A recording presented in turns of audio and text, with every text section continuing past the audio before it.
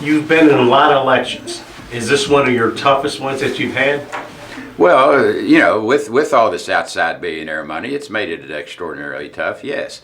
And I think it's raised the anger of the West Virginia people.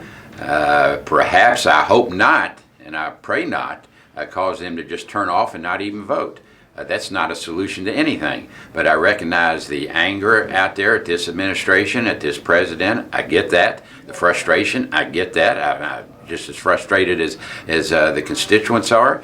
And I fought back, and we have been successful in passing anti-EPA bills through the House of Representatives in a strong bipartisan fashion.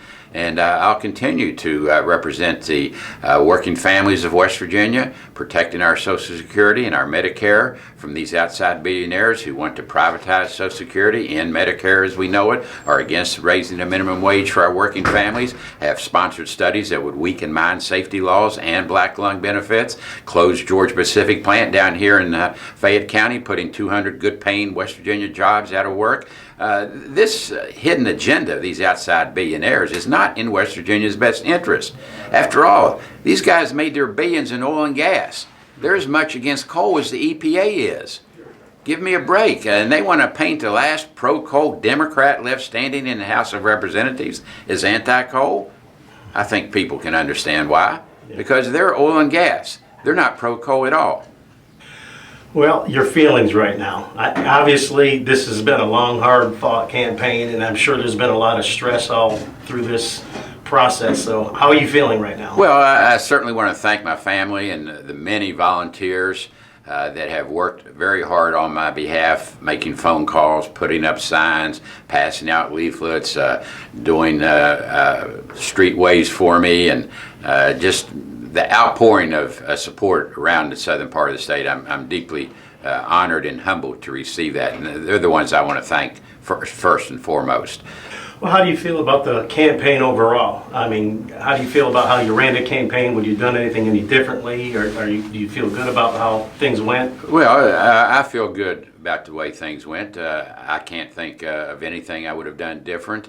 The negativity is a bad part, yes. That's the nature of the beast these days. But when you have these outside billionaires coming in and trying to paint the people's congressman in a different way than the way he is, you have to respond. And you have to show your opponent for what he is. My opponent likes to pretend he's pro-coal, but he's a Johnny-come-lately. He's been in the state senate for 20 years, never once been seen. You can ask any of his Senate colleagues, never once been seen at these pro-coal, anti-EPA rallies. So Johnny-come-lately is the perfect description. He's been a Democrat, now he's a Republican. Who knows what party he'll be next year. So this is why I say this election really comes down to who you can trust. Who you can trust. An individual who's been there working 38 years for the people, who the people know, or somebody that's a party switcher, issue switcher, funded by out-of-state billionaires whose agenda is not West Virginia values. Yeah. Okay, obviously you voted this morning, and I'm assuming you voted for yourself.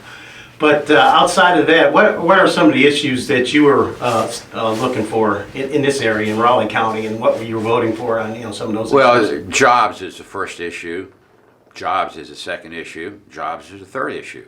And early in the next Congress, we have to write a major 6-year transportation bill.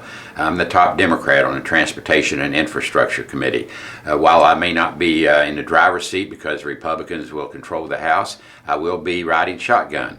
I work beautifully with my Republican chairman, Bill Schuster of Pennsylvania. We've already demonstrated our ability to work bipartisanly. I've reached across party aisles, worked with him on a water resources bill, which funds our Corps of Engineers, our flood control projects in southern West Virginia.